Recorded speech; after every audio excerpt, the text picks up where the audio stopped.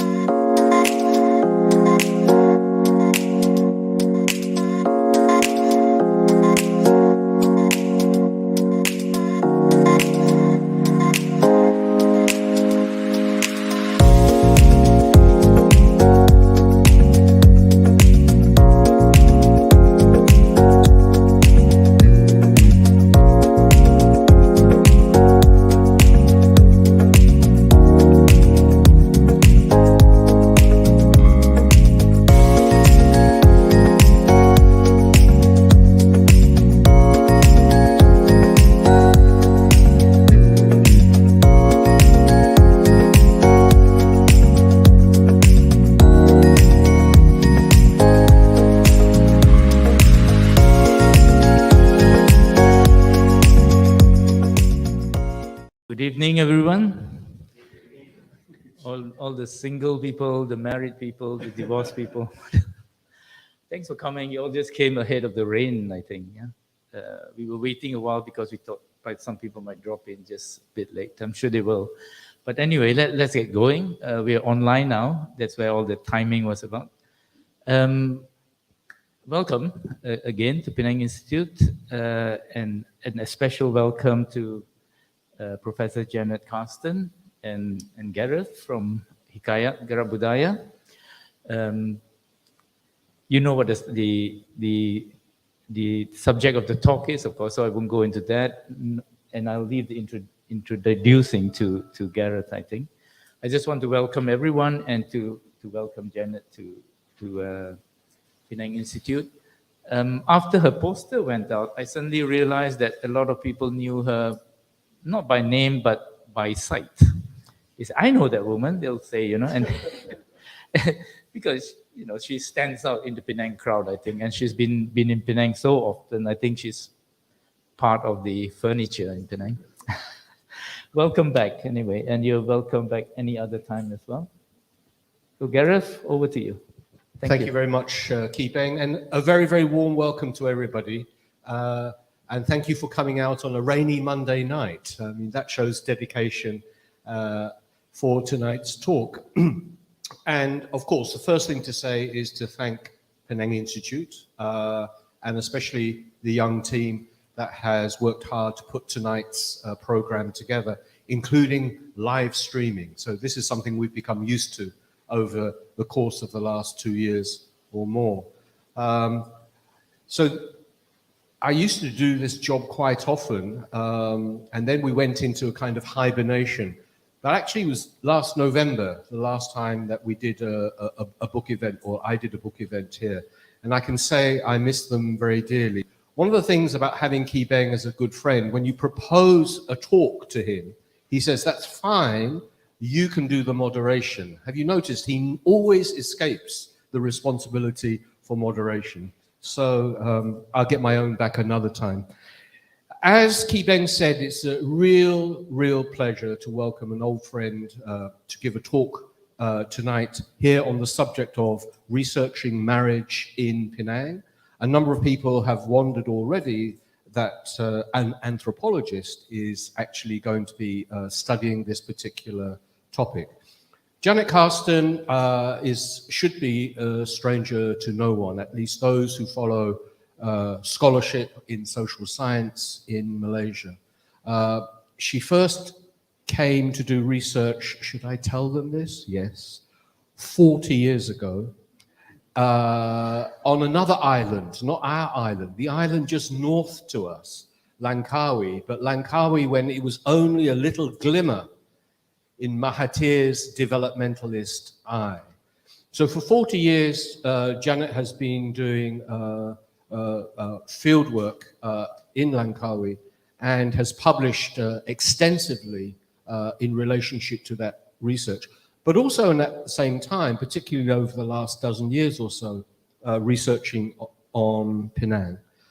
She's currently Professor of Social and Cultural Anthropology at the University of Edinburgh in Scotland, having previously also been a researcher at Cambridge and also at Manchester, my old haunt.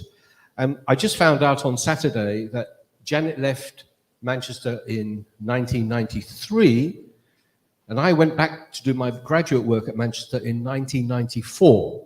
So I did my timing perfectly. So our paths didn't cross at the time. Janet's really well known in particular, I think, for her innovative work on kinship studies. I mean, kinship is one of the oldest and most established fields of inquiry within anthropology. And certainly during the 1990s and the 2000s, she really took the study of kinship in very interesting new directions. She's published enormously, but I just want to mention 3 books in particular. The first is The Heat of the Hearth. The Heat of the Hearth. This was her very detailed study of kinship relations in Langkawi, published now 25 years or so ago. Then there was a very fine book called After Kinship. So this was like interrogating what anthropology then, and we're talking about 15 years ago, could actually speak to the subject of kinship. And then finally, I want to commend to you a book because we actually have it on sale. That's the main reason for commending it. This is called Blood Work. And if you read the blurb on the back, which is right in front of my eyes, it opens with a very striking question. What is blood? What is blood? And it's a study based on a research period that Janet conducted in Penang a dozen years or so ago, wasn't it? 10? Bit less, yeah. And that continued on. And its focus is on that question, what is blood in relationship to Penang? So we come finally to the topic of tonight's talk. And as you see, it's researching marriage in Penang. And as Janet will be telling us, this is part of a major international research project that actually covers 5 different research sites and is in the very best tradition of social science research. In other words, it's deeply grounded with fine-grained analysis of particular case studies, and Penang is one of the 5 case studies, and yet at the same time, and more ambitiously, is also trying to theorize, conceptualize, and understand the transformations that have gone along with this age-old institution that we call marriage. So I have one final little thing to say in my introduction. I just want a show of hands, as I'm treating the audience as a focus group discussion audience. Who in the audience is married or has been married? I would say that's more or less a majority, or maybe a majority. So we're in the presence of expert witnesses and who will all have a lot to say after the talk on the topic of researching marriage in Penang. So please give a very warm Penang welcome to Professor Janet Carsten.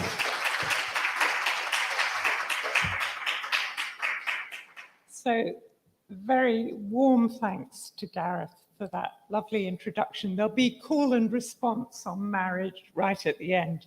And thanks, of course, to Dr. Ooi Ki Beng and to the Penang Institute and to Gerakbudaya for hosting and sponsoring this talk. I'm very, very grateful. And I want to start by saying how extremely nice it is to be back in Penang. We've all had rather mixed experiences over the last 2.5 years. And I've been really lucky, I can say, but I also would say that my research was on hold, particularly, and I couldn't come to Penang, obviously, for 2 years. And that felt like a bit of a deprivation. So I'm particularly pleased to be here tonight. So my research in Penang stopped. It had begun in 2017, but there was also a little plus there because I've had 2 years to kind of think about the materials I'd already gathered and to think, what could I do with them? How to arrange them? How could I write them? So I've spent the last 2 years writing drafts, disposing of drafts, creating new ones. And one of the things that we've done with my team is produce a little book on marriage, which is from our 5 different projects that Gareth has already mentioned that have been carried out in different places. So this is research funded by the European Research Council. Now in Britain, we're in peril of losing that research. It's been a fantastic stream. So we've been doing research on marriage under particular conditions in 5 different places. And the places are Botswana, Taiwan, Virginia in the US, Athens in Greece, and Penang. So those projects have been carried out, I should say, by 5 different people, but I was lucky enough to get to visit them all. And that's been fantastic. And luckily, all those visits had happened before COVID. So that was a bit of a blessing. But before I tell you, so this book, I should say, is free. You can all download it on the UCL Press website if you get there. It's an open access publication, but only one chapter is about Penang. I don't want to disappoint you. The rest is about all those other places. So before I tell you about the marriage project in Penang, I wanted to say something about how it came about. So the prehistory, which Gareth has already mentioned. So as he said, I've been doing research in Malaysia for an astonishingly long time when I think about it. I first set foot on Penang in 1980, so 22 years ago, and I went to Langkawi then quite soon after that, it was June 1980, and I went to Langkawi in October after some delays. It's not quite true to say that I've been doing research for 40 years because there have been some gaps which I'll explain, but my knowledge of Malaysia certainly goes back to the time that I was first preparing for fieldwork as a doctoral student in the late 1970s. So the first fieldwork was in Langkawi, and it was, as Gareth has said, a village study. And it focused really on the lives of women. So the slides that I'm putting up now are photos that I took in the 1980s. I haven't digitized everything, but some of them. And so this was fieldwork conducted in a Malay fishing village, okay? And I worked on the lives of women really there, okay? I lived in the village for more than 18 months. I worked on kinship, particularly relations between women and children, processes of domesticity, and their wider historical importance, houses. This is quite a rare photo of a house being lifted in Langkawi. I particularly love this picture because it's so animated, literally animated. You can see how the house is a living thing, okay? It's running there. Those houses, very heavy to lift, and these men were running across the village to put the house down in some other place. You can't do that anymore because houses all have concrete bases now, and they're much hotter and less comfortable, if you ask me. But luckily, nobody asked me, so that's all right. So I researched in quite a lot of detail the lives of women and domestic processes. But what I was really interested in when I was writing up was not just the domestic importance of cooking, feeding, hospitality, fostering relations, processes of marriage, all of those that heavily involve women or in which women predominate, because they're not just domestic processes. And that was really the point of the book that I wrote, The Heat of the Hearth. That's a picture of my foster mother. So I lived with a Malay family for more than a year and a half, and I was fostered by this rather remarkable woman who very sadly died just now in December at a very, very old age. So, but what I was really interested in was the long-term and wider historical significance of those domestic processes. And I think that's something that is widely missed when people say they're studying women or gender. People think, oh, that's just something that goes on in families. But actually it's not, because Langkawi, like much of the Malay world, the population there is largely made up of migrants. So these are people who've come to the island fleeing either poverty or warfare or family strife from mainland Kedah or wider parts of southern Thailand, Indonesia, quite a lot of people from Aceh, and all sorts of other places. So not in large groups on the whole, small trickles of people. So how do people settle on an island like Langkawi? Well, one thing is they could make their living by fishing. So they didn't have to be landowners. There weren't entrenched differences, economic differences between people at that time. Now changed probably because of tourism. So these processes, cooking, feeding, hospitality, fostering, marriage, were all extremely important as ways of incorporating outsiders. And of course, this happens in many parts of the world, but in Langkawi, I could show how that happened within just a few generations, sometimes 1 or 2 generations.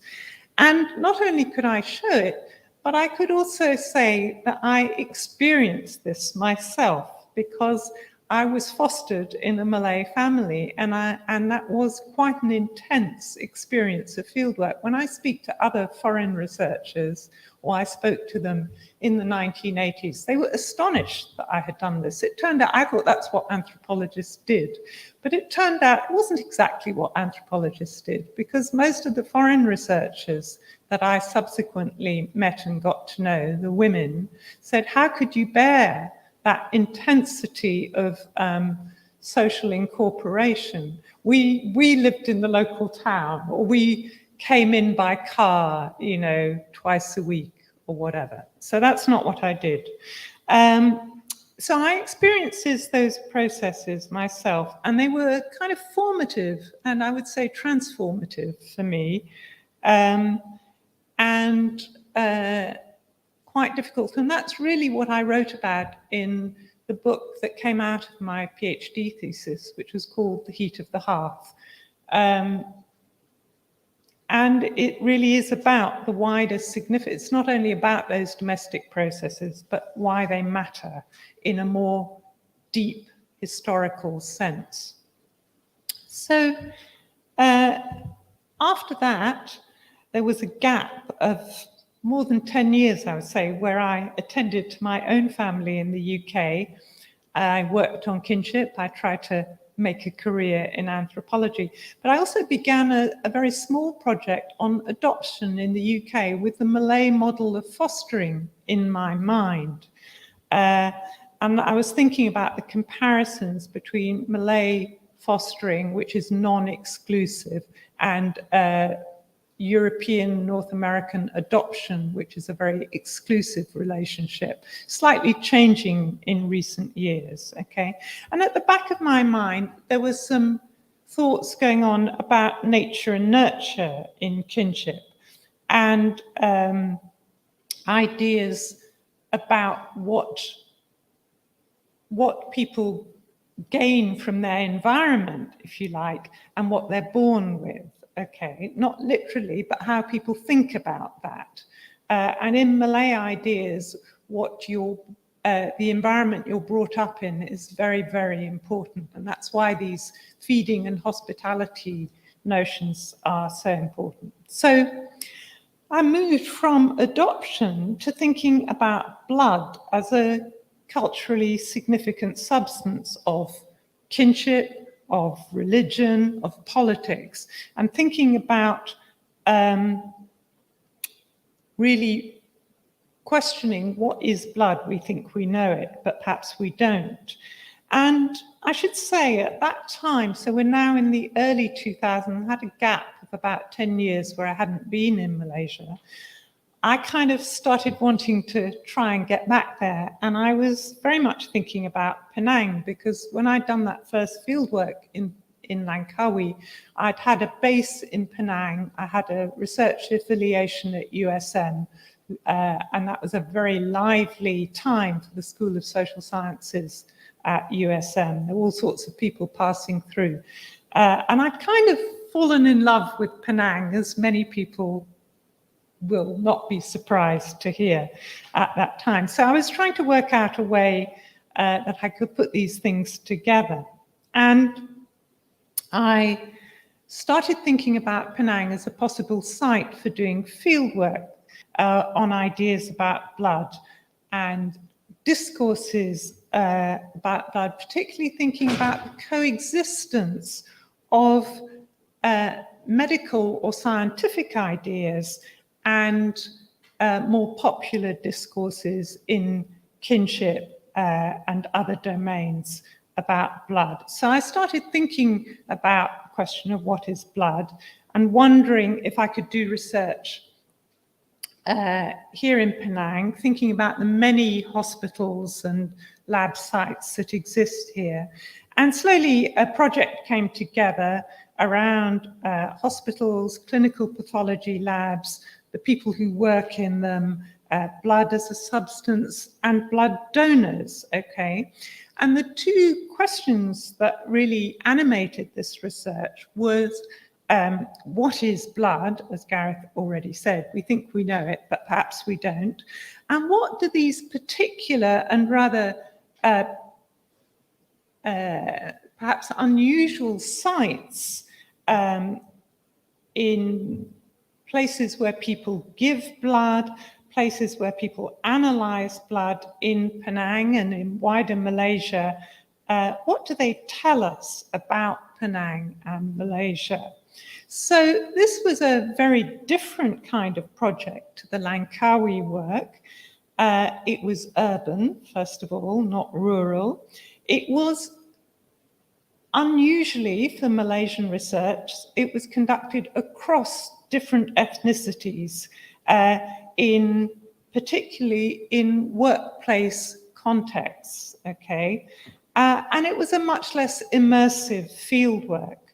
And the result, I'll come back to this slide in a minute actually, is this book, Blood Work, that for a small discount, we're going to make available to you.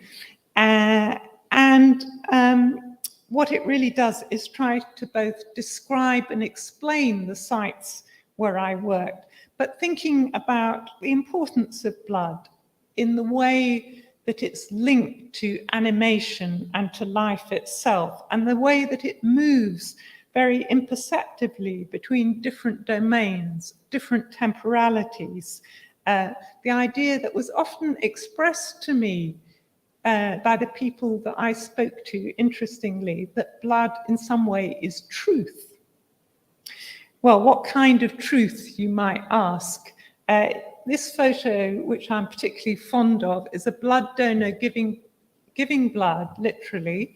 And what he's reading is the star on the day that Anwar was arrested, around that time in 2008. And you may remember that the whole story about Anwar's arrest in 2008 and the court case that followed hinged on his blood sample. I couldn't believe it when that happened. And in the book, what I've done is intersperse ethnography of the sites that I visited, conversations with donors, ethnography of the clinical lab technologists I got to know in 2 different hospitals, and how they saw their lives and their work,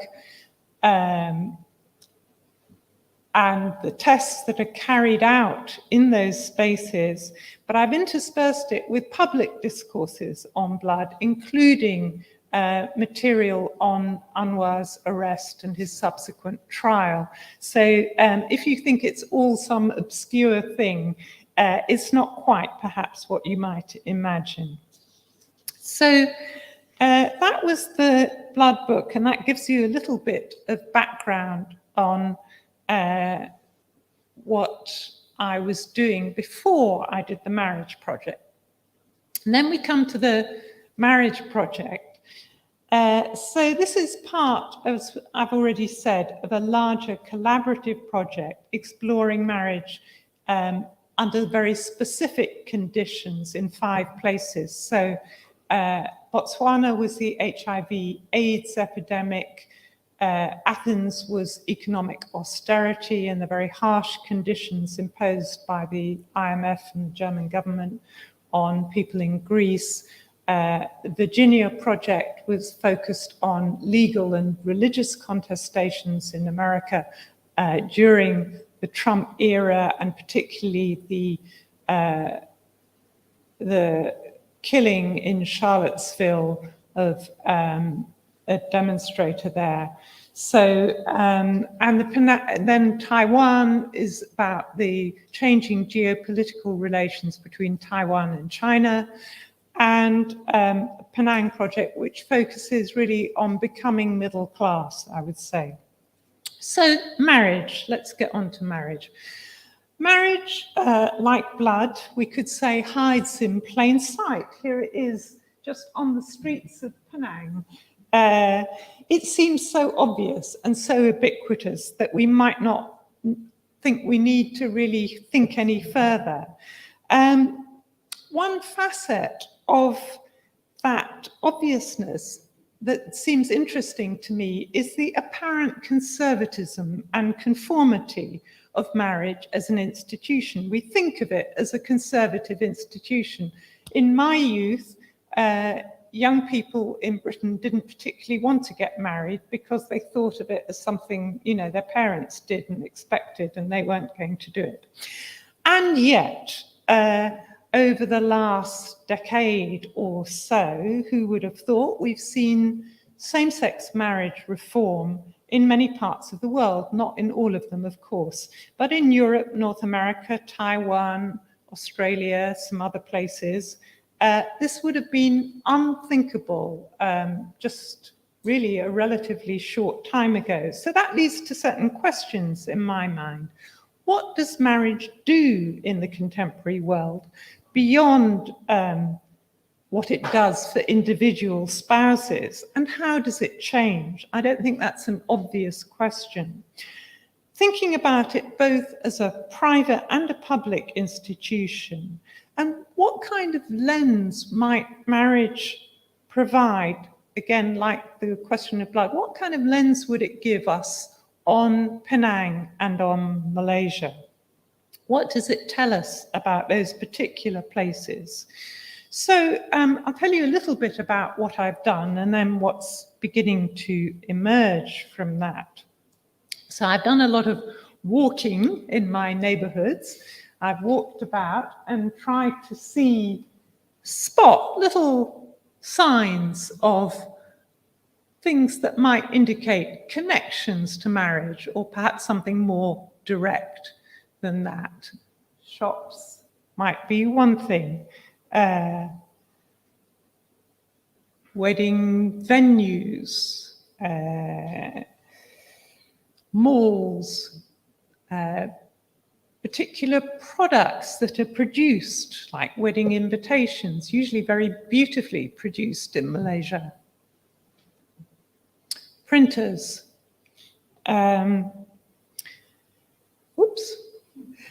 Okay, so that's a more typical thing that perhaps you're all familiar with in shopping malls, okay? So the main part of what I've done, apart from walking about, has been talking to people in quite some detail about their own experiences of marriage.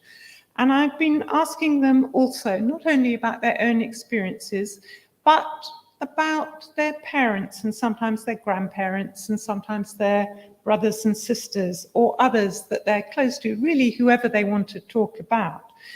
So partly these interviews, and there are quite a lot of them now, reflect on changes that have happened over the last 40 to 50 years or so, changes to marriage. So what I'm interested in is not some particular kind of marriage, okay? We might call it everyday marriage or ordinary marriage, okay? So not necessarily dysfunctional, abusive relations, but people, whatever people really want to talk about, whatever they're most interested in from their own life histories and family stories. And one of the things that's intrigued me is that often when I've done these interviews, people have had some particular thing that they're really quite interested in telling me about. Sometimes it's something painful, sometimes it's something quite joyful and pleasurable, but usually it's something very interesting and that I might not have expected before that interview began. So we might only get there halfway through the interview, and I'm kind of waiting for some story to emerge that I didn't expect. So in one way, this fieldwork has connected to the Malay fieldwork that I did in the 1980s, and that has provided a helpful background. Oops, I think I've skipped that. Oh, sorry. Let's go back. There we are. So that is a fake Malay wedding done for fun in the village where I did fieldwork. I'm dressed, so it would probably be around 1981. I'm dressed, not surprisingly, as the groom. The bride is a real bride, and she was dressed for a basunding, a wedding ceremony. But everybody thought this was extremely hilarious, except probably me, to dress me up as a groom. So marriage was in many, many ways quite central to the fieldwork that I did in Langkawi. But it's also been a really helpful background to have in mind, particularly when talking to Malay interviewees about marriage now in contemporary Penang. But here, the work that I've been doing has been urban, middle class, and once again, like in the blood work, multi-ethnic. So what emerges? As I said, the last 2 years has been a chance to put the stories that I've collected, the interviews, together to try and arrange them and to write. And one of the things that has struck me in listening again or reading the transcript is how interested people were, how animated they became talking about marriage. And I really got a sense of the centrality of marriage to many people's experience. That doesn't mean necessarily that everyone marries, because not everybody marries, but even those who don't marry, marriage has a central place in the stories of their families that they've told me. So in that way, my hunch, I think, was correct. It proved a quite productive topic. And it was good for exploring both continuity and change across generations. Marriage, in many ways, represents continuity. And if we think about the wedding rituals, for example,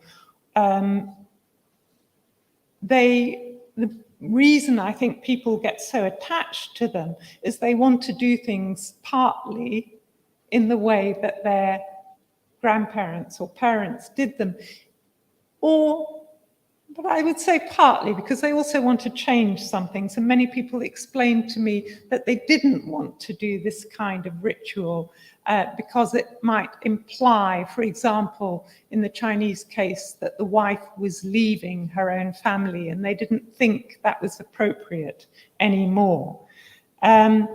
So some of the changes that people have talked to me about, I would say the most important ones really that have been mentioned time and time again by interviewees across all the ethnicities was education and employment for women outside the home and the difference that makes to the relationship of marriage. So it puts women in a more autonomous, more equal position, not necessarily completely equal, but it does change the basis of the relationship.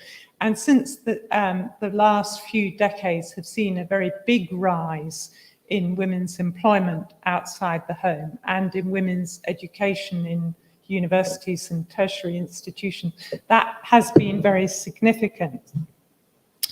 But marriage, I think, has also, it is a public institution, and marriage connects us to the wider politics of a particular society and its history. So this research, I think I already said, began in 2017.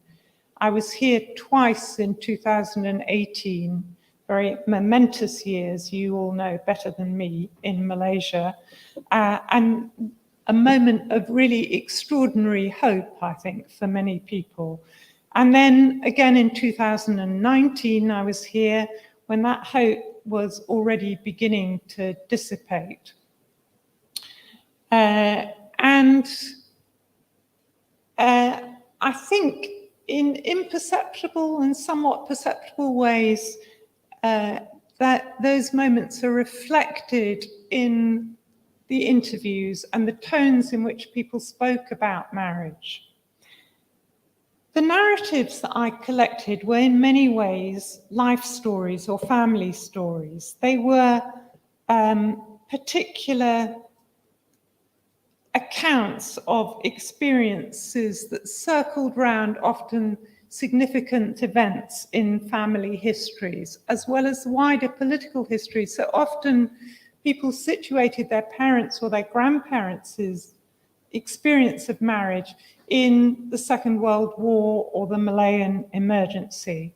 But they also situated their stories very much in Penang, and for a lot of people, not all, ties to Penang were obviously very significant in their families, and they spoke quite emotionally, I would say, about what Penang meant to them. So they described how their parents or grandparents had come to Penang and the kind of labor they'd had to engage in, sometimes in the docks, or all sorts of different kinds of quite manual labor, and the hard times that involved.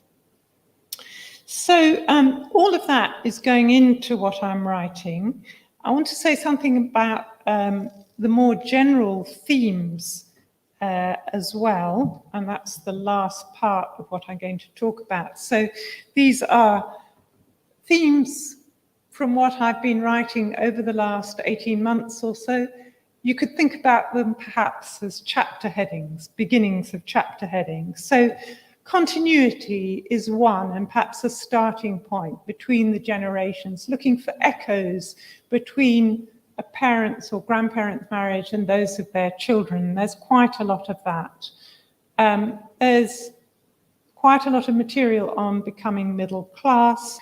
There's some material which I find very interesting on mixed marriages.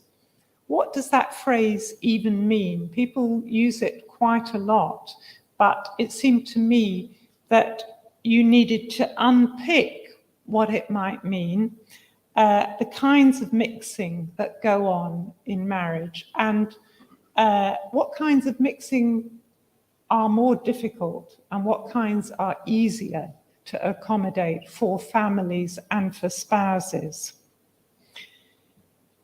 Uncertainty in marriage. A lot of people spoke to me about how they married for security, but I was struck by how often marriage throws up the unexpected, perhaps even at a moment when you might have expected to settle into a nice, quiet old age, and then something happens.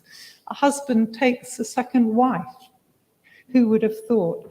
What I was interested in, we think of insecurity and uncertainty as very negative experiences, and of course they may well be for individuals, but beyond that, you might want to think in a society, what does uncertainty generate for a wider society in marriage, beyond the couple? What does uncertainty do? And I've tried to think about that. And going on from there, thinking about marriage and transformation, and including non-marriage here. How do negative experiences of marriage, because of course we shouldn't forget that for many people, experiences of marriage are quite negative. How do they link to wider social transformation? What does a negative experience of marriage generate?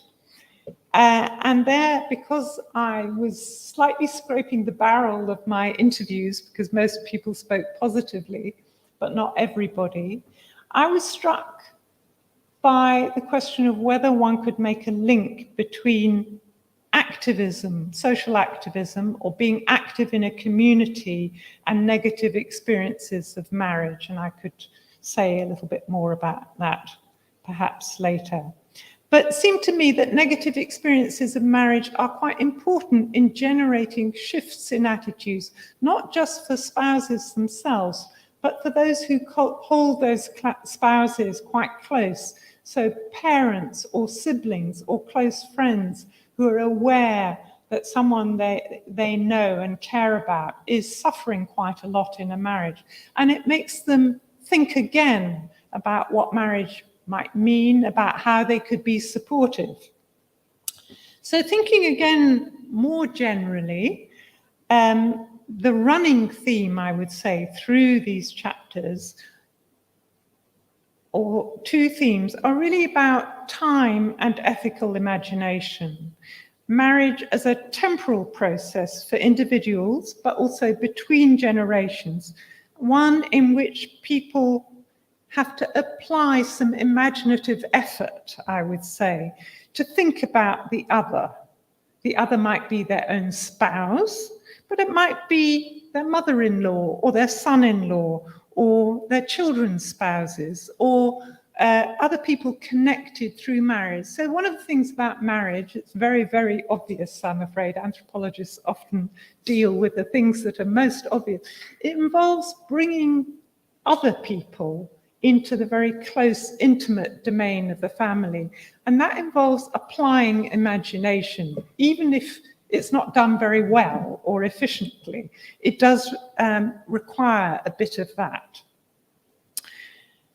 So the other thing that I've been thinking about, and you can see on some of these pictures, is about memory and the role of objects in family life. A lot of people showed me photograph albums when they talked about their marriages, and I was completely fascinated.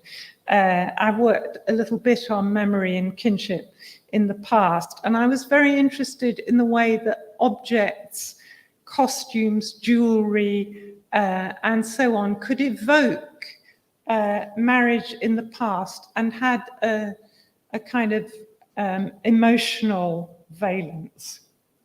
So finally, one of the things that we did with this project, which turned out to be pretty enjoyable, was put up an exhibition on weddings from all of our projects. And there's some copies of this here, which you can take away. This is a catalogue, but there's also a website, which is up on that slide. So the exhibition was held in Edinburgh Public Library. It wasn't an academic event. It was meant for the public to enjoy.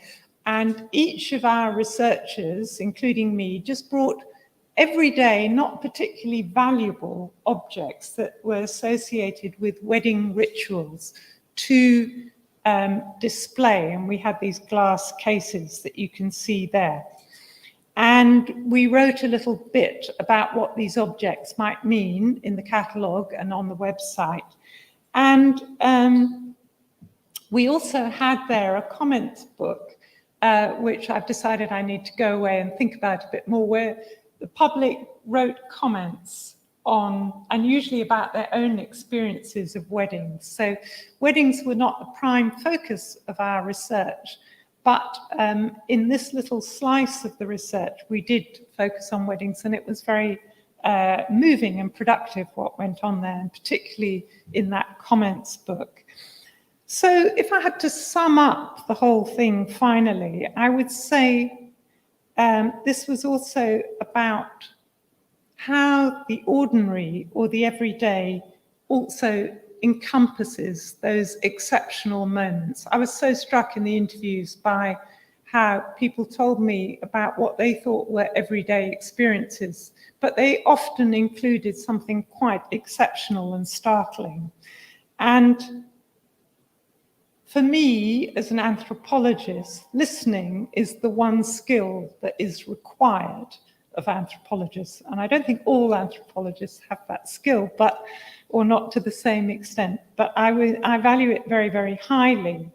And I think it's absolutely central to doing proper anthropology. And the phrase that I had, for some reason, lodged in my head while I was writing, not while I was doing the research, was listening closely to the music of what happens, which is, as some of you may know, from a very beautiful poem by Seamus Heaney. So I'm going to stop there.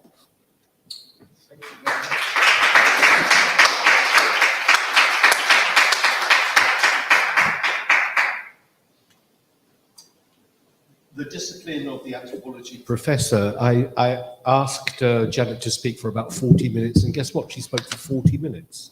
It's excellent, and thank you so much, Janet. Now, we've already done our poll, and more than half of you have been married, and almost all of you, I would presume, are born from couples who were married, I presume. Not everybody, but probably most people. So we all have our own experiences and stories and so on. So I do hope that for the next half an hour or 40 minutes, we can have a very, very lively discussion. And in order to give you some time and space to think about what you might want to ask Janet, I thought I'd just open up a little bit. I was very struck indeed by your discussion of change. Of course, you talked also about continuity, but let's just pick up on change and these two very significant E's, especially for women, education on the one hand and employment. I want to link that to a third E, the idea of expectation that arises out of these new socio-economic conditions that have prevailed. I wonder if you could just reflect a little bit, both at a macro level, but also from the experience of your informants that you spoke with, about intergenerationally in particular, how expectations had actually altered as a result of these changed conditions. I mean, we had dinner on Saturday, and I made a comment about one of the most striking changes in all marriage studies, that the two societies in the world in which women now marry the latest, on average, are now South Korea and Japan. And that's changed in little over 2 generations. In other words, from around the 1960s and 1970s. And it seems to me probably likely for exactly the same sets of reasons that you've identified. So I wonder if you could just expand a little bit on that, Janet. Okay, thank you for that. So expectations came up a lot, not surprisingly. When you use that word, one phrase from one of the interviews came back to me, which was someone who said to me, "I'm a footnote in a story of failed marital expectations." So expectations are, of course, I think all marriage involves expectations and quite a lot of hope, usually.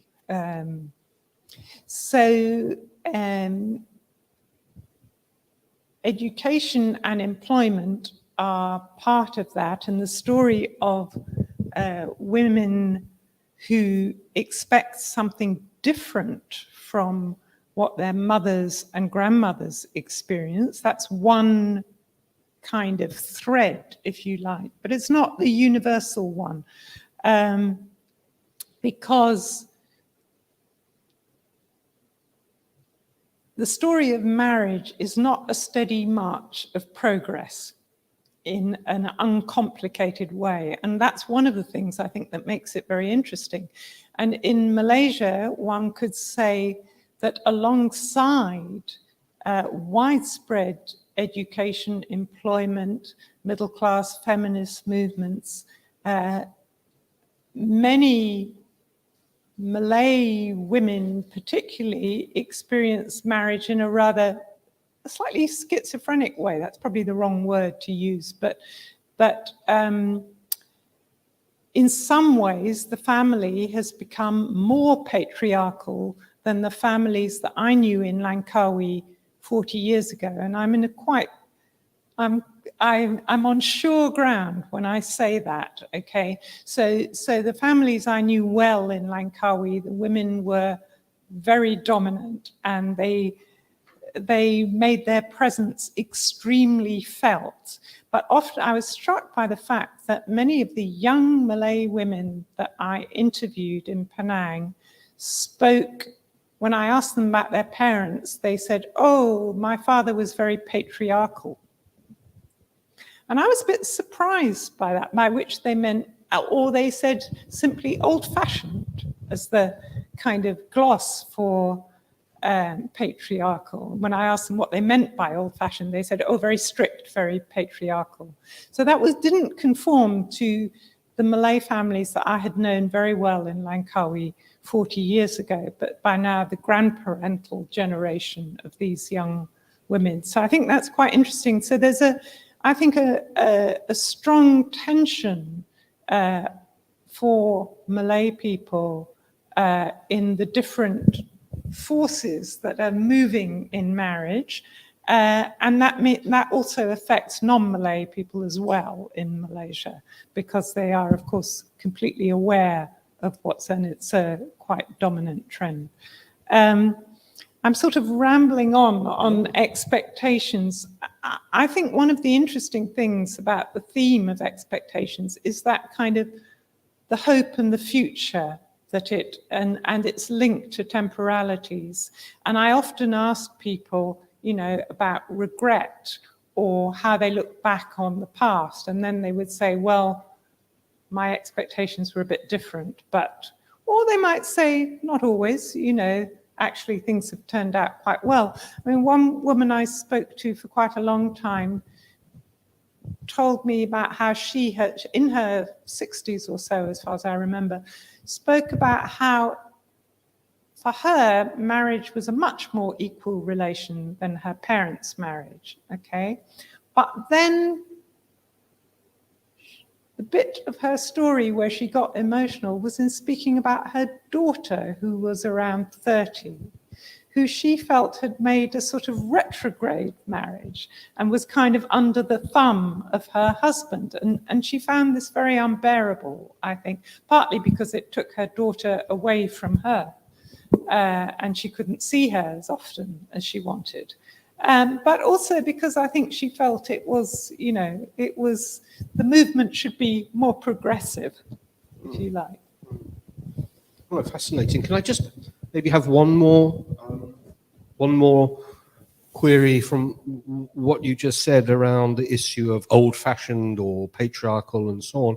And what kind of patterns in relationship to individualized choices, and I'm thinking both of women and men, but particularly women, and more constrained choices. In other words, how has that changed? I mean, within certain communities that there would be deep constraints about what caste you could marry from, or certainly in terms of what religion, or if in becoming middle class, did that in fact become a constraint, or was there a much greater sense of individual choice in terms of potential partners, do you think? Yeah, that's a really interesting question, I think. And one of the things about doing this research was how much people use the terms arranged marriage and love marriage. So those are kind of tropes that are significant to people. My parents had a love marriage, or my grandparents, that was an arranged marriage. Those are things people said all the time, but often not exactly what you would think that might mean. So arranged marriages, and other anthropologists have worked on this, particularly in South Asia, in India and Sri Lanka. So often an arranged marriage incorporates quite a lot of choice, and a so-called love marriage takes place within, as you've hinted, very heavy constraints. So I would sort of tend to question those terms, or the strict division between them, and say that one of the very striking things for me compared to the UK or Europe is the extent to which, and it won't surprise you, the extent to which family matters. So I think very few people go completely against their family or do that lightly. People are very embedded in family relations, and the thought that they might be jeopardized, that you might lose your son or daughter, that is by either objecting too strongly or if you're a young person going completely against your parents' wishes. I think on both sides that is something Did you, in fact, have any informants from the younger generation who did, in the end, I mean, without revealing, of course, too much, but who did actually go against parental wishes to court? Yeah, there are people of all generations, I would say, not just in the youngest. And actually easier to find out about it for older people, because for younger people it's much more sensitive because it's still a live issue. I mean, as elsewhere, as people have discovered elsewhere, once there are children, grandchildren, things very often become easier. So that's... Thank you. Thank you. So those were just some of my own initial thoughts, but I'm sure there ought to be plenty of reflections or contributions from the floor. So when you raise your hand, maybe if you just introduce yourself, so we're all very friendly with one another. And we start, of course, because he got out of the job of being the moderator, but he has the privilege of being the first questioner. Kibeng. Thank you. Thank you, Janet. Thank you, Janet. I was wondering, your potential chapter titles I thought were interesting. Discontinuity and uncertainties or something like that. It made me wonder, well, I would like this. I've always wondered about weddings, right?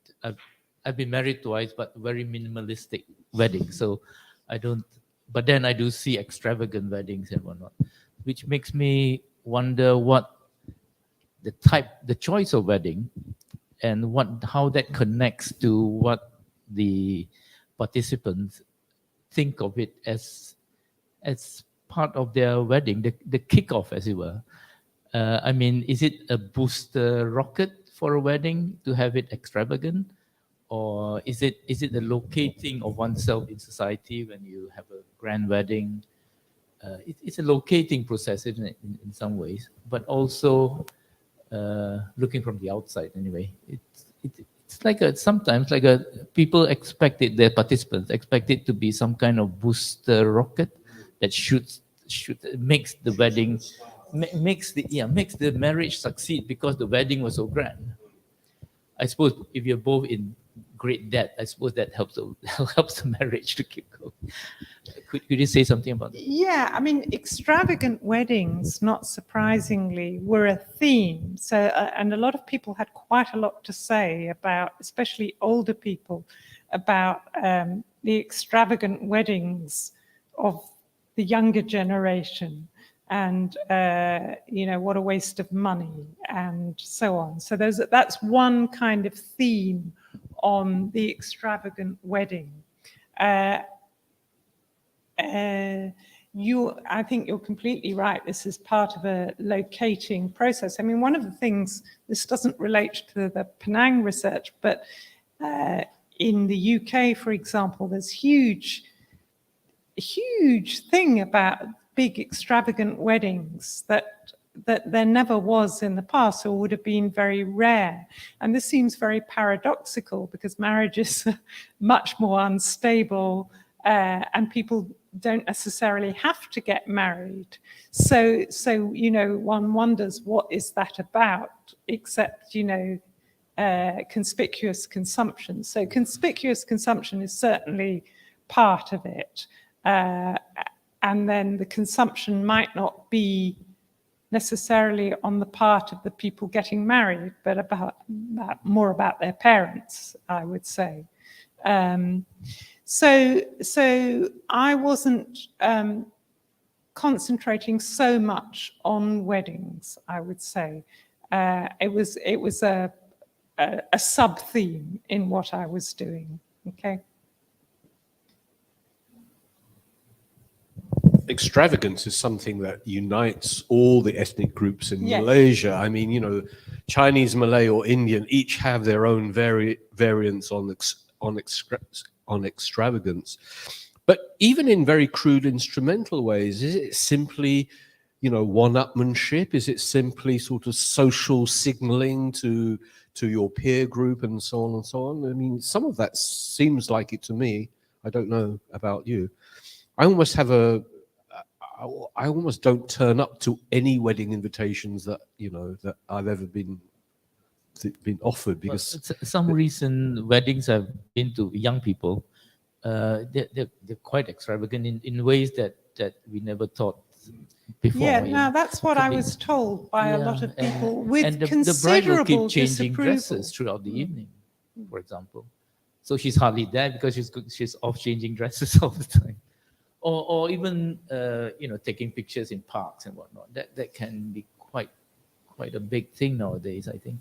And there's certainly a class aspect to it, right? It's a certain class of kids who do this, definitely, and it's hardly ever traditional in style. Yeah, It's a modern. yeah. I don't know. Cut loose from traditional moorings.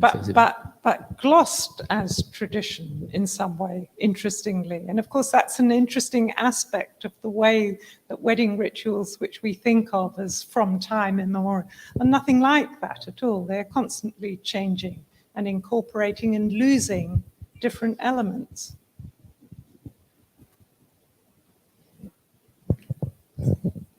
I'm looking now to the floor. I'm sure there must be some. Yes. Please introduce yourselves. Hello, hi, I'm Siti. So interesting talk, Janet. And I have a question because you mentioned earlier the trends of marriage, you know, the difference between the older generation and the younger generation.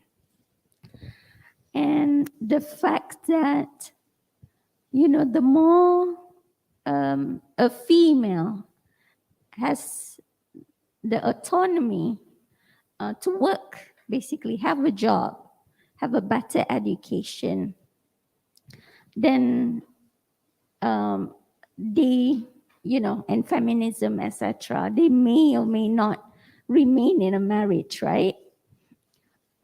Is there any correlation between, you know, just the ability of one to work versus education level?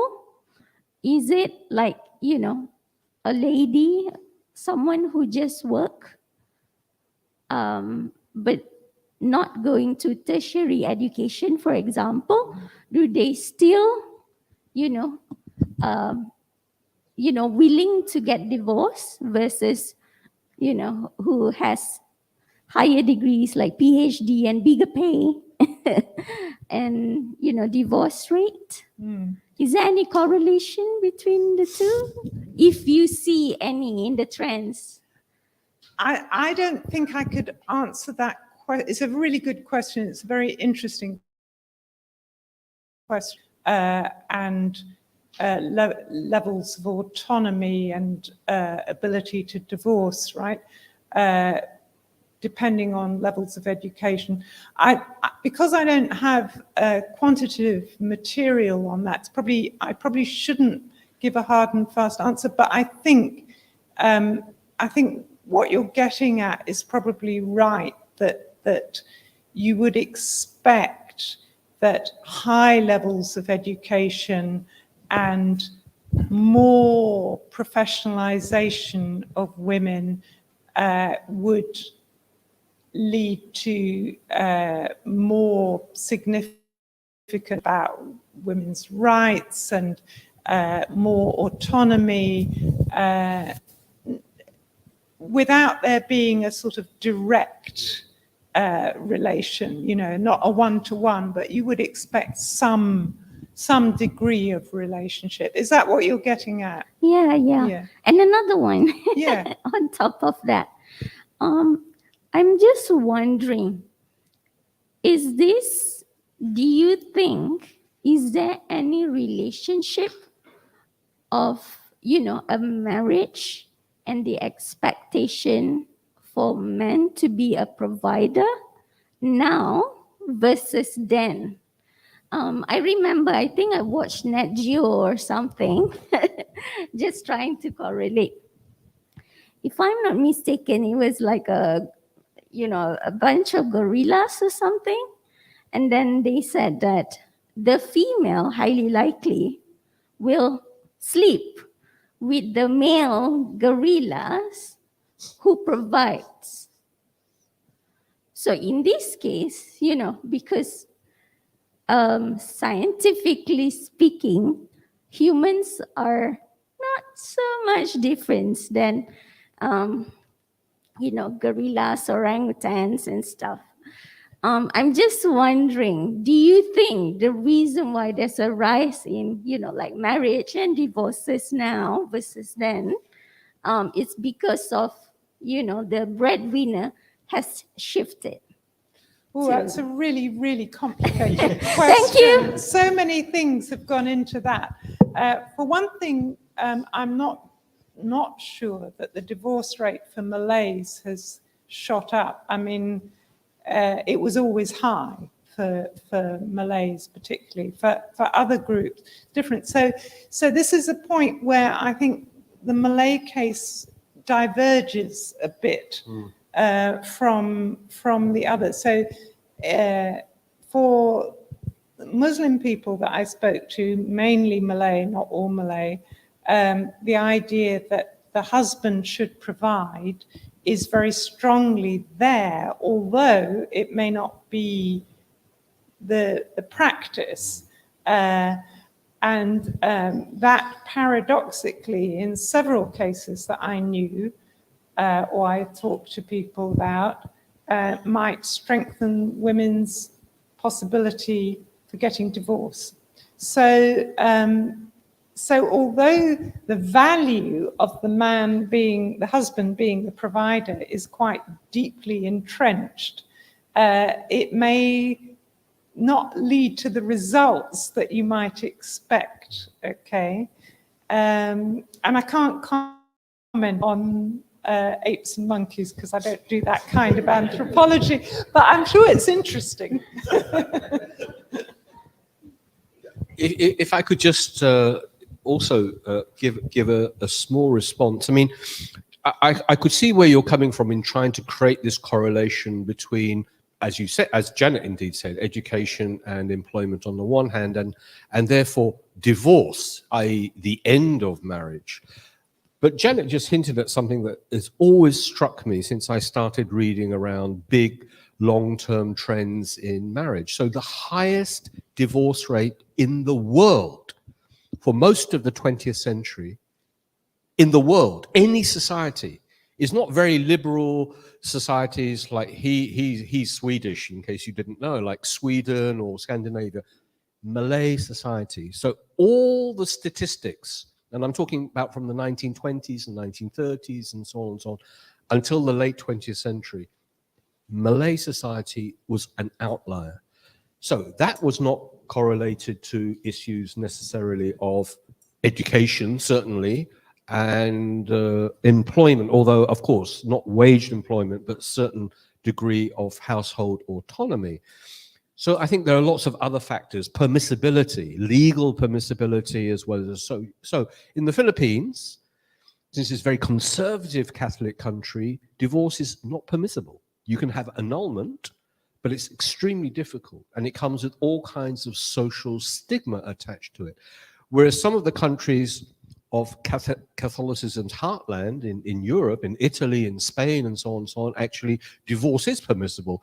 And there are, by the way, very high levels of divorce in those societies. So I think there are a whole range or whole raft of variables that you'd actually have to factor in order to explain certain patterns. When I mentioned before the enormous change in, and I'm fascinated by this, Japanese and Korean marriage patterns. So the very lateness of marriage for women among the eldest in the world in the early 30s, but also among now the highest divorce rates in the world instigated by women. So that's even an interesting factor, instigated by women. And that probably is more directly correlated to your variables of education and understanding of female autonomy and employment opportunity. So the question of who's instigating divorce is very, very important here. And those early Malay figures, one, we don't really know exactly how much was male instigated under the prodding of a wife. And, I think the statistics don't tell us necessarily everything we might want to know about that. And the question of who is divorcing is quite important, but Michael Pellitz's most recent book suggests quite strongly that Malay Muslim or Muslim women in Malaysia are finding it, in spite of the more conservative Islam in the general environment, are finding it easier to get a divorce than they were in the past. That they go to court more and they're more successful than was the case in the past. That's sort of more his terrain than me, because I didn't work in the courts. Fascinating. Let's have some more contributions from the floor. Yes. We need a mic at the back. Oh, you're just waving to me. Hi. Yes, I'm just representing from our online viewers. Anyone from the floor before I ask on behalf of the online viewers? Can I? Yeah. All right. This is actually from Xiaowen. So her question says, do you see any changes in the modern day marriage compared to marriage from, say, 30 years ago? In terms of type of marriage, for example, the love marriage and arranged marriage, and if this is different by ethnicity or race, and the length of marriage. So just say that last bit again, sorry. In terms of type of marriage, for example, love marriage and arranged marriage, and if this is different by ethnicity. So that means, do you see any changes in the modern day marriage compared to marriage from, say, 30 years ago? Okay. So in terms of like love marriage, arranged marriage, so if there's any difference in terms of race, Okay. or perhaps also the length of marriage. Thanks. Difficult to know, I think. On the one hand, most people would think that there's more love marriage now than in the past. But if the question is about whether those marriages are more long-lived, I don't think I have the kind of data that would give an answer to that question. I don't know whether the question asker has a theory about that, whether they think that perhaps arranged marriages are more stable. It could be, but I think if so much is changing, then the context in which those arranged marriages take place might make arranged marriages less stable than you would think they would be, if you see what I mean. So they're not in the same kind of context that they were being arranged 40 years ago, okay? And that puts them under pressure because it may be more acceptable to separate for quite a lot of people. I wonder if people in the audience may have your own personal reflections, in particular, those of you who have been married, and also that you may have children who are already perhaps in late teens, early 20s, and so on, in reflecting on these questions around continuity and change. I mean, it's just an idea to perhaps stimulate people to maybe ask around those questions, or indeed to contribute around those issues. I'm doing my best here to... François.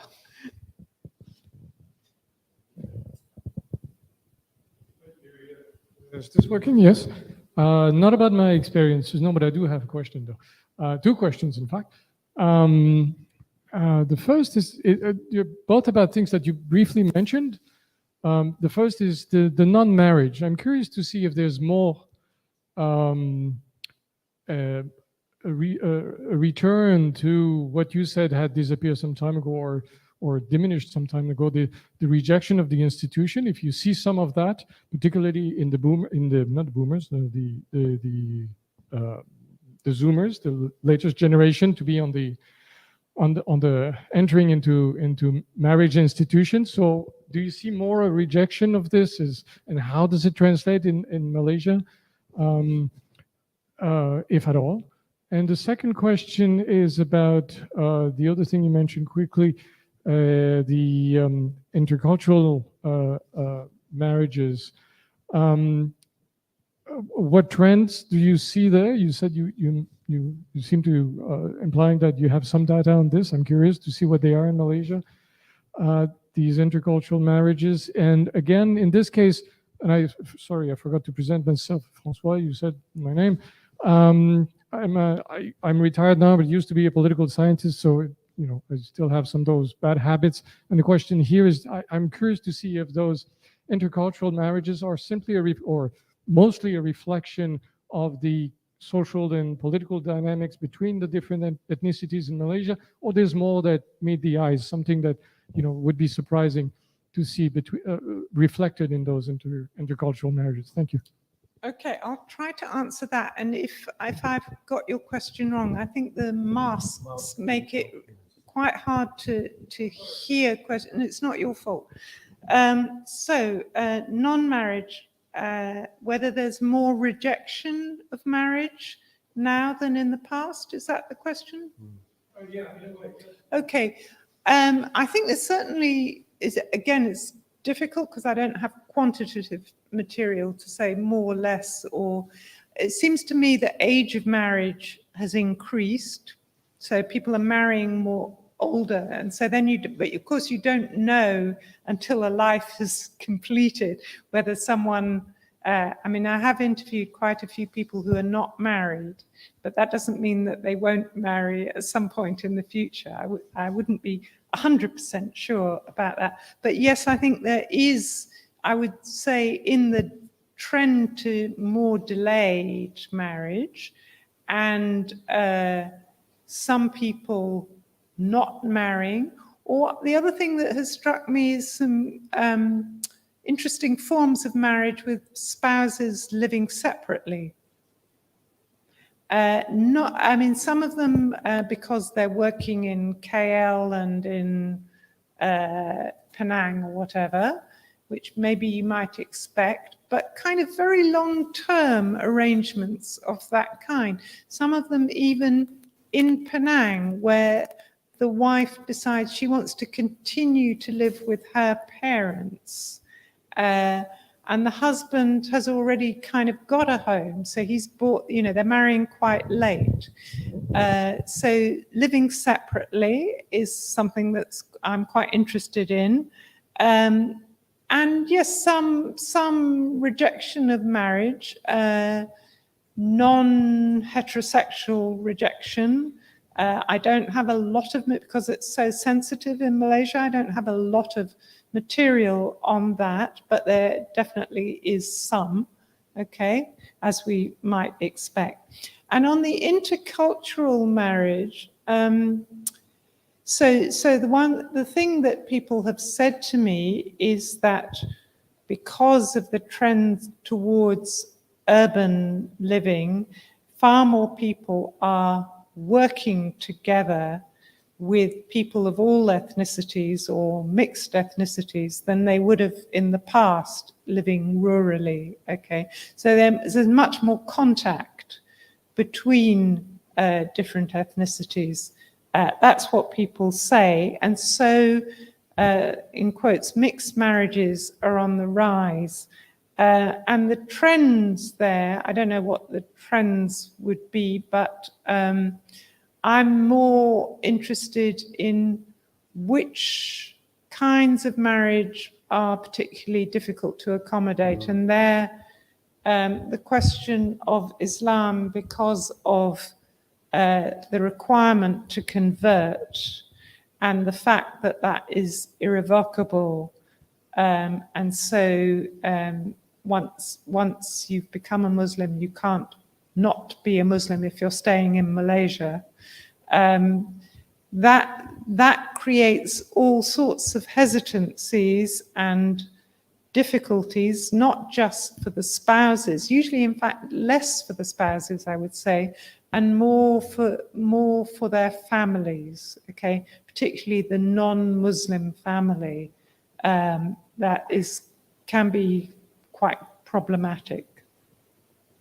And if you think about the long-term trends for that, that might be something to watch for the future, I would say.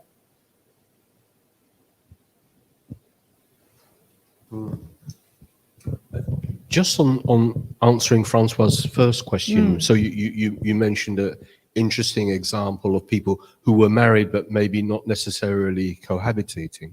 What about the other way around? People who are cohabitating but are not marrying, and it's more difficult in Malaysia than in a lot of other countries, but it happens for sure. So I don't have material on that. So I haven't added up so for Muslims that is extremely difficult, and I don't know of cases, but I'm sure you're right. Yes, I mean, I know it's true. I do know couples who spent a long time not being married to each other and then got married. Okay, so it's partly the way to do with the way I've recruited participants in this research. You know, the first calls all went out under the banner of marriage, and then I realized I needed to do something about non-marriage too. But cohabitation was not something I specifically asked about. Super. Yes, please.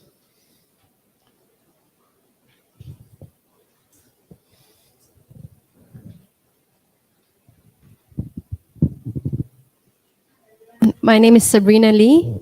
I am a product of a mixed marriage, actually. My father is Chinese and my mother is Malay. And I just wanted to share my experience growing up here under that. It's been a very interesting one compared to my peers who are not of mixed marriages, but I do have a lot who are around my age who come from mixed marriages. So I'm 29 this year. My parents are like 57, 55. So it was that generation ago. My Chinese side of the family accepted quite easily, and I guess they were educated well enough, or like at least educated in the tertiary sense that they went abroad so they could see the different cultures and could appreciate what blending our cultures might mean for our family. So I was lucky in that regard. So currently I feel like I have the best of both worlds. So I celebrate Chinese New Year and also Raya. Yeah, it's true. It's because of the mandatory conversion to Islam that my dad had to do. But it's been in a way that's like faith is so central to Malaysians, and specifically Muslim Malays, that because it's our way of life and how we live our day revolves around it. So anyone who will want to come into the fold of our religion would have to accept that in order to marry someone that they loved who was Muslim. So I myself am married. My husband is here. I have a daughter who is going to be 2 this August. So it's been wonderful to be able to share this road being married with my mother especially. So I have something to share with her personally as well. So with she goes through her own marriage issues, for example, and I have my own, and it's been wonderful to be married because it's been such a mirror to myself, because you are confronted with living with someone else like every single day, and you see your own strengths and weaknesses reflected back on you. And there's so much potential for growth there that I feel, for me, besides, you know, the privileges of being married, or maybe the disadvantages perhaps. But for me, that I take away, the biggest thing from my marriage was so much room for self-growth and self-reflection in relation to being bombarded with this outside stimuli that marriage has provided me with. So it's an honor to be able to attend your talk and hear your years of research on this. So thank you. Thank you very much for sharing that. And you're not alone, as I'm sure you know. I've interviewed and spoken to other people in very similar position to you, who have, as far as I can tell, very happy marriages and quite harmonious relations between families across cultures and across religions.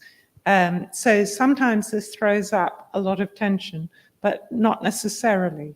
And quite interesting how that might, you know, I think this is partly to do with some intergenerational things which you hinted at in your description of what's gone on.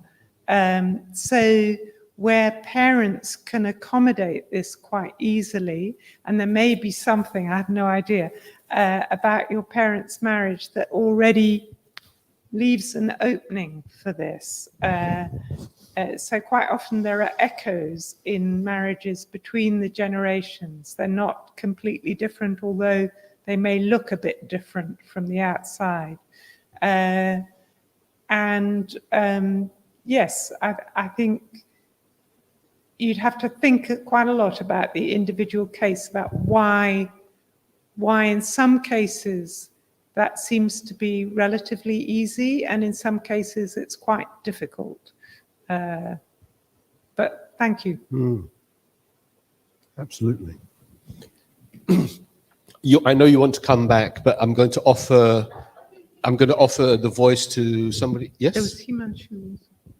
Oh, sorry, come.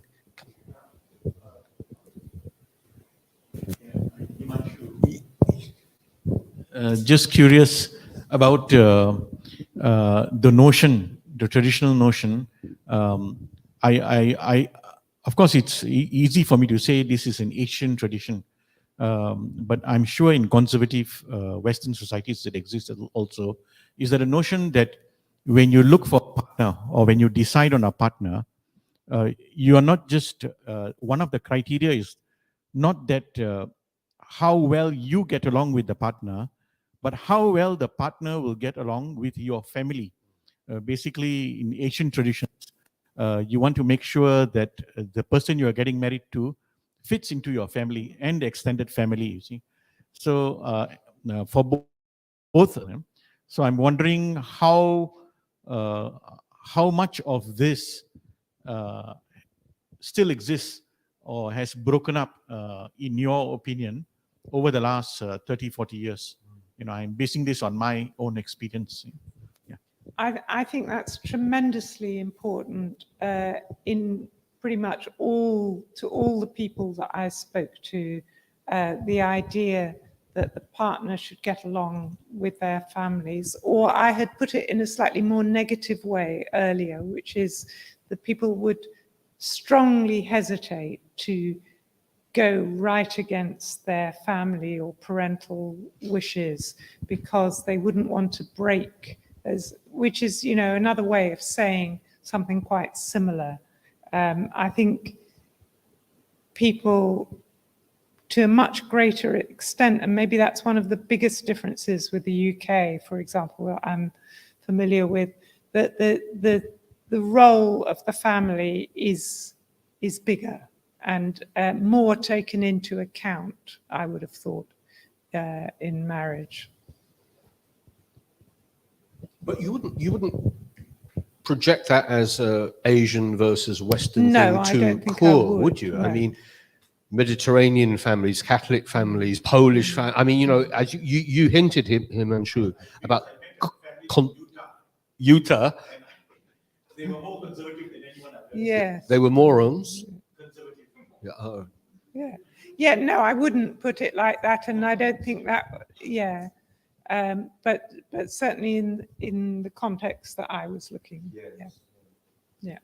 I mean, you know, there is that sort of generality around the more individualized kind of Anglo-American style, but I think you can't make those huge, broad generalizations. Since there was that lovely story shared with us before, so some of you might know, my mum comes from a Malacca Peranakan family, my dad's Welsh. Both sides of the families, both sets of families objected to the marriage.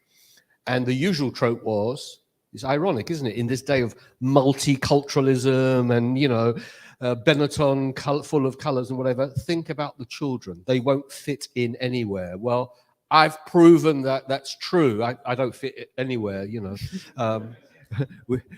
Which is fine, but so that's also change over time. I mean, those were accepted norms in the 1950s. My, you know, Peranakan grandfather, a total snob and whatever, just thought, you know, you don't know this person's family, this white man's family and whatever. And of course, the white family was saying, who goes out with a, you know, Asian? I mean, now it's all the rage. I mean, every self-respecting white guy wants to have a Asian woman on his arm, I believe. So, no, I mean, the changes of, you know, pattern and fashion and acceptability and all of that take place.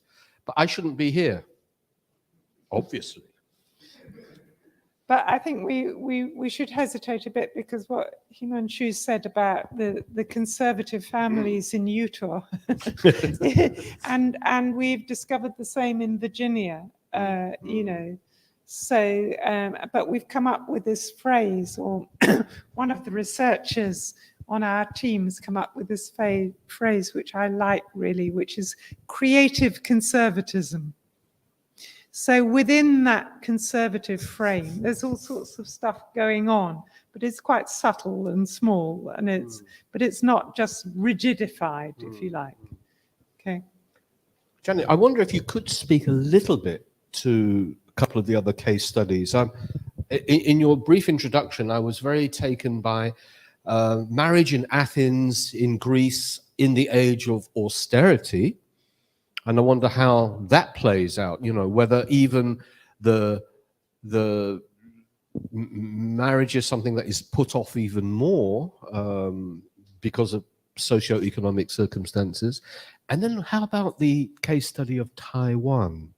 What would you like to share with us there in relationship to this?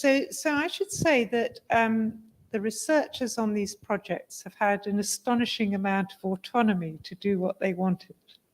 So we started with those headline bits of things that I gave you, but to some extent the projects have slightly moved away from them. So the Greek project, which has been researched by Irini Papadaki, has really turned into something quite interesting and creative, which is a kind of a version of an autoethnographic project in which she's researching her own generation. So she's a woman in her 40s, one of the first in her family to go to university. And we have quite a lot of very good, solid information on mainly Greek ethnography from the previous generation. So for Greek people, the political context really, really matters. And Greece has been through some immense political shockwaves over the last 60, 70 years. First was the Second World War, then the Civil War, then the junta, and then the kind of PASOK generation and post that. So to some extent, her ethnography is looking at those generations, and she is in the post-junta generation. So her parents' generation would have been in the Polytechnio generation that came out of the junta and out of the civil war. So she's looking at the rise of what she would call affectivity in marriage and the space given to emotion in marriage and the relative lack of constraints in some ways, but within, of course, very strong economic constraints. And very central to that is the idea of expectation. She calls it the promise of marriage. And she has a wonderful chapter on the promise of marriage and then one on the compromises of marriage. And that's really her story. The Taiwan story is one, as I hinted at already, it's kind of delayed marriage. It's been quite important. People, so the research was carried out on the island of Kinmen, which many people here may know about because there are Penang links to Kinmen. And she thinks of that, so this is Xiao Chu, who's been doing that research, and she had previously done PhD research in the same place. And so she was interested in it as a very conservative place, where nothing much changed. But I keep prodding her to say, actually, there's some things that are quite different here that are going on. One of them is, like here, women going to university and supported by their fathers to go to university, and the difference that that makes. So again, women, perhaps not so dissimilar from here, but also the island, very peculiar political situation under military rule for a very, very long period, and women having to make businesses, family businesses around this huge population of Taiwanese soldiers that was stationed on Kinmen because it's the front line of the Cold War with China. So very interesting things emerging out of that particular context there. Political, what's the term? Is it natalism? The sort of, you know, have babies for the country and Yes, so I'm not on. sure Is that an how issue come up? successful, though. Yes.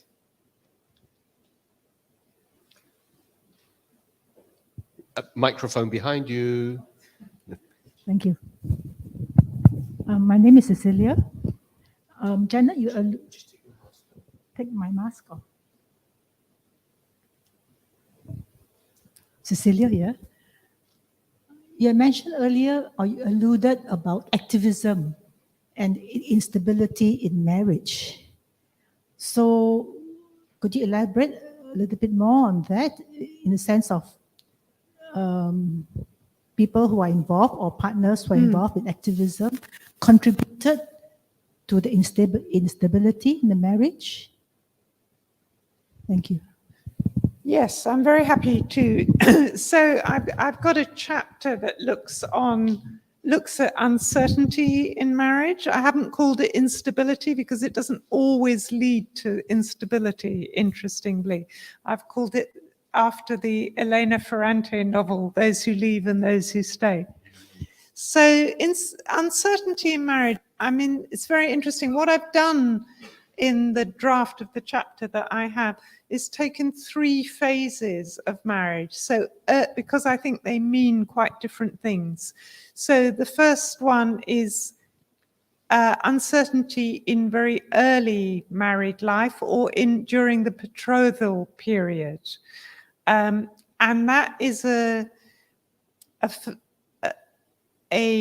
pattern I was very familiar with from my Malay fieldwork. So often Malay marriages are very unstable in the first couple of years, sometimes in the first couple of months, actually, or in the betrothal stage. So for Malays, for obvious reasons, it's quite important to get if you're in a relationship, to show that you're serious and not, doing all sorts of impossible things, to get betrothed or engaged as quickly as possible. But those engagements or early marriage may sometimes be quite unstable and break down.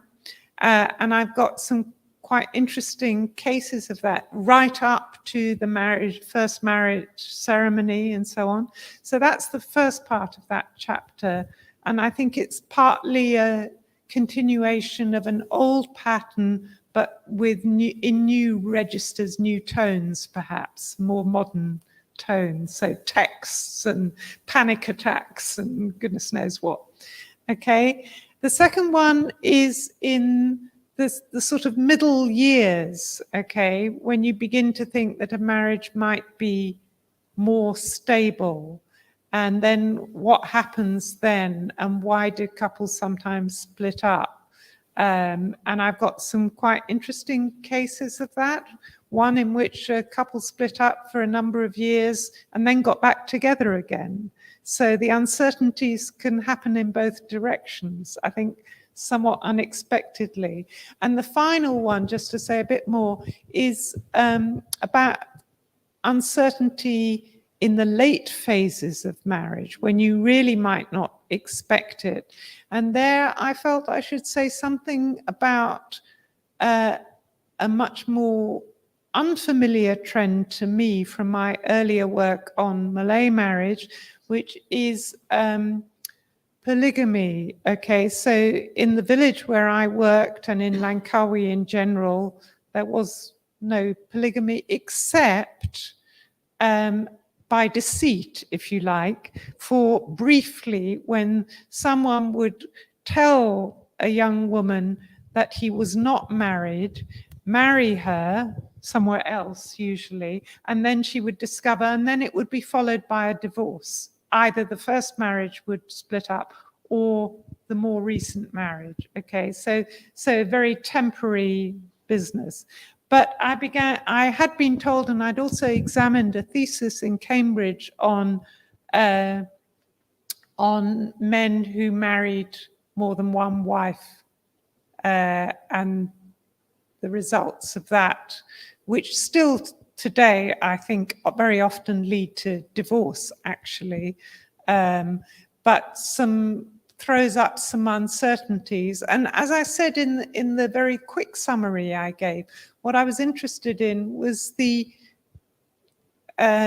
without sounding cynical, the productivity of uncertainty, the realignments that took place. And I was struck by how things that people might not have been sympathetic to, or people or predicaments that seem very external, when brought up close with people that you're close to, can force or encourage a realignment of ideas about marriage or the proper way to conduct relations between the sexes.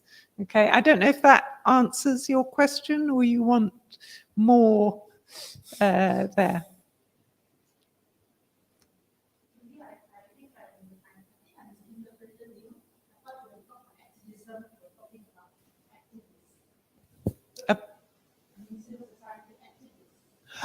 Sorry. Yes. Okay. So I missed out that bit. So actually, it's a different chapter. You're right, but it links quite closely. So negative experience of marriage, and then I was thinking, so this might not be one's own direct experience. It might be growing up in a household where the parents' marriage was very unhappy and it discouraging any involvement in marriage or delaying it, we don't know. Okay. But then I was struck by, I suppose, the space that creates for other kinds of involvement, more communal involvement. So quite a lot of women told me about how they'd engaged in a very low level in kind of counseling of different kinds, marital counseling, church counseling, giving advice to to people, which you could call a kind of low-level kind, not a political kind of activism, but nevertheless a kind of engagement that is outside the family. And then I did do some interviews with people in more feminist activist contexts. And I was also struck by, although I wasn't I was asking them quite general questions about how they viewed the situation of gender relations in Malaysia or marital relations. And quite often they started talking about their own experiences and their own families. And I was struck by how some unhappy experiences had been translated into what you might see as a kind of positive good in terms of engagement in activism. So I think there is a kind of possible line of connection there. And I wouldn't want to put it too strongly, but partly, of course, not being married does create literally some time and space to engage in other things, because especially as women tend to say, being married and having children takes up a lot of time. And if you're not doing that, you have time to devote elsewhere, okay? So for an array of different reasons, I think there is a connection between non-marriage and activism. Interesting, really fascinating. It's 10 to 10, so we do have a few more minutes. If we could have a few short questions from the floor, if there are still some. City in the yellow mask.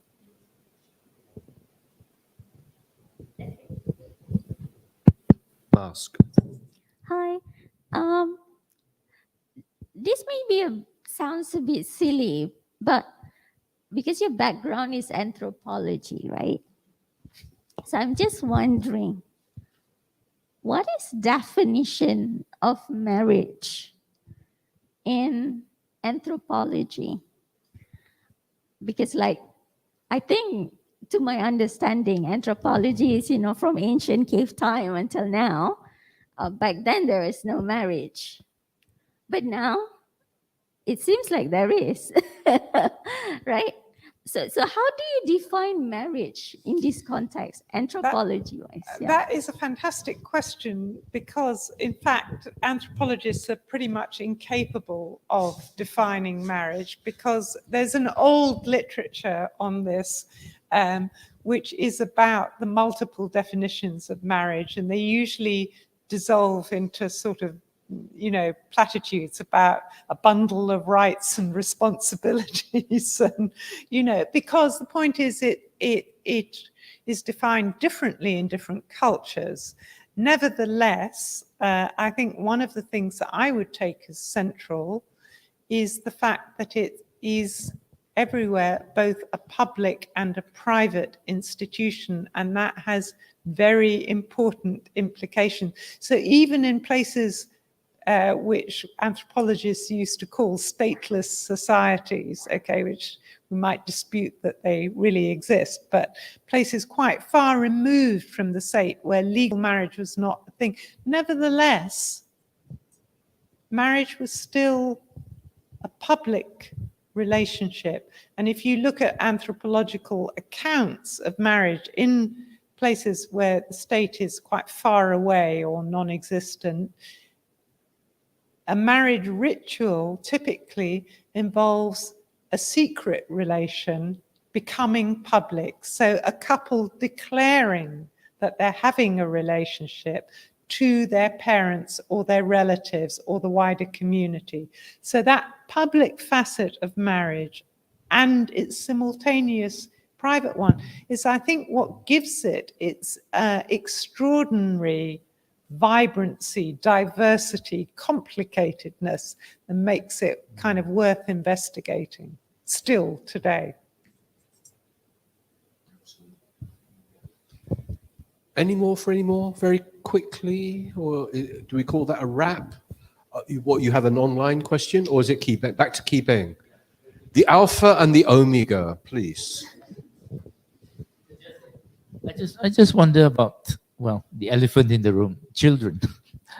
What roles children play in the stability of a marriage or the instability in a marriage.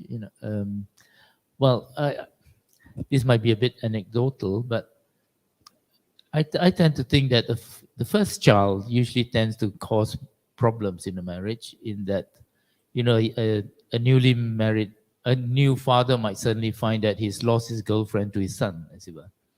I mean, the wife no longer has time for him, or, and she's totally concerned with someone, and she cares about someone else more than she cares about him, that kind of thing. Now, I remember when I was living in Sweden a few decades ago now, you could see it was quite common for well, back then, most people didn't marry, but they did have children and whatnot. And you would see a lot of relationships breaking up when the first child reached about 2 years old, and then you started seeing things falling apart, that kind of thing. Then, of course, the other cases where the children grow up, they move away, and that's the end of the marriage as well. At 18, that kind of thing.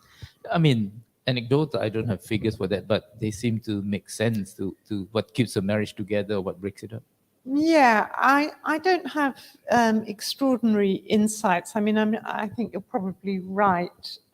One thing that has struck me, though, is quite a lot of people, younger people, have said that they don't intend to have children, although they're married, or they know of other people who don't, and that this is an increasing trend, or they have just one child. So, as in much of the rest of the world, I guess, falling levels of fertility for many people, but not all people, quite important. You would expect that to go together with some instability, but I don't have, I wasn't doing a statistical study, so I don't really have anything very conclusive on that. I have been struck actually by some quite long-term relations without children, and I have several cases like that among the people that I interviewed. Fascinating. And again, going back to the large trends, big sociological trends, I mean, these are headline stories. Japanese, Korean fertility levels at 1 or 1.1 or 1.2, where you need 2.1 to reproduce the population. Malaysian Chinese fertility level, 1.4. I.e., in 300 years' time, there will be no more. Actually. But something else will happen. Something else will happen. Another pandemic or whatever. Be importing the Chinese. Whoa, yeah. Who knows?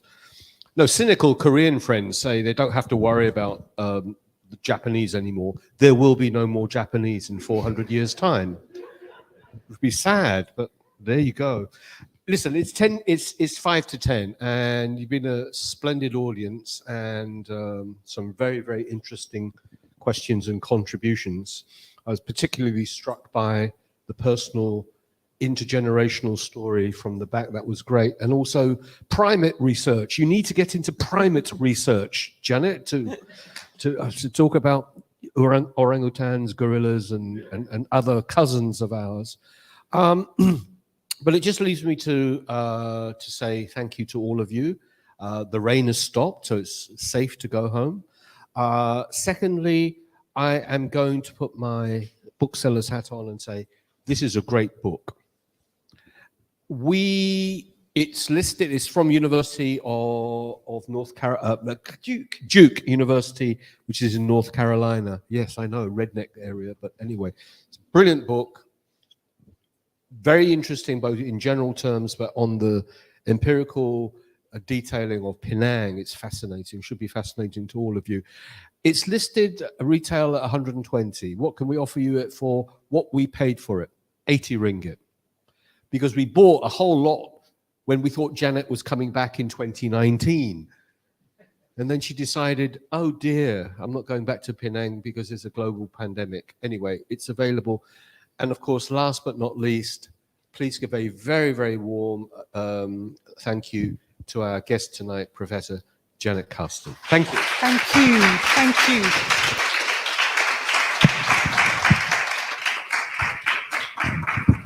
And these are free for the first table. Yes. Penang people, there are some free things as well. We know what you like. Super session. Very, very super. And Janet will sign your book for free.